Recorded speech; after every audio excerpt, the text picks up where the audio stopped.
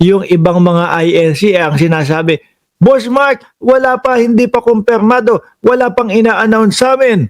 Oh, si Harry Roque pala ang nagpapakalat ng mga ganito ho, mga Boss Chief Amo, sir. Ano po? Nagpapakalat ng mga topless.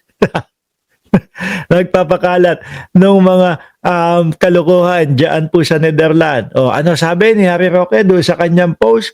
Confirmed ang rally ng Iglesia ni Cristo November 16 at November 17. Biruin mo ha, atras pa lang ho, mga kababayan. Hanggang ngayon, wala pa tayong naririnig o wala pa tayong nakikita ho, mga Boss Chief Amo, sir, na magrarally. Pero ho, iba ho itong si Harry Roque. No? Mukhang papalito kay Kamanalo. Oh.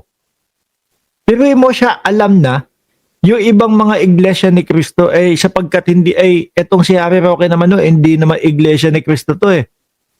Di ba? Pero mo siya alam niya pero yung ibang mga miyembro ng iglesia ni Cristo ay sila pa ho ang hindi nakakaalam.